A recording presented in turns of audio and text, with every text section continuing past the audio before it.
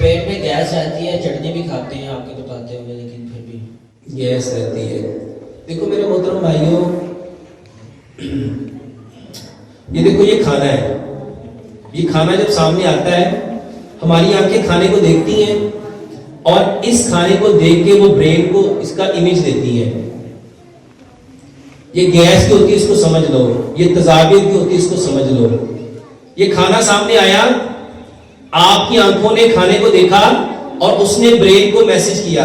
اب برین نے اس امیج کو لیا اور اس کو دیکھ کے, جو برین ہے وہ کھانے کو دیکھ کے اس کی تصویروں میں جو جو پڑا ہوتا ہے اس کو دیکھ کے وہ سیکریشن پروڈیوس کرتا ہے.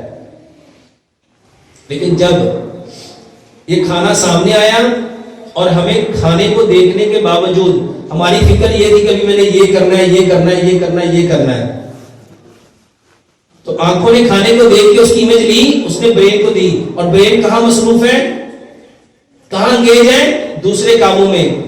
تو جب وہ دوسرے کاموں میں انگیج ہوگا تو جو برین کو آنکھوں نے پکچر دی ہوگی کیا اس کو وہ ملے گی؟ جب اس کو تصویر ہی نہیں ملے گی تو اس کو ہضم کرنے کے لیے سیکریشن بنائے گا. جب وہ سیکریشن ہی نہیں بنائے گا تو وہ کھانا آپ کے اندر جا کے سڑے گا.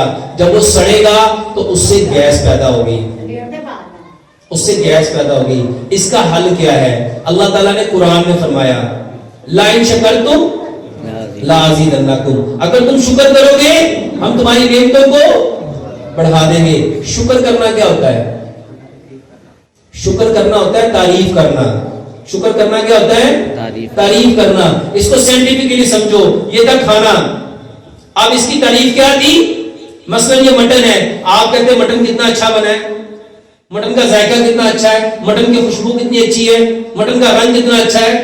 جب آپ مٹن مٹن مٹن مٹن کہو گے, سائنس کہتی ہے یہ برین ورڈز کو نہیں سوچتا, جو بولتے اس کے امیج کو سوچتا ہے. تو جب آپ نے مٹن مٹن مٹن کہنا تھا تو آپ کے برین کو پکچر کس کی ملنی تھی؟ مٹن کی.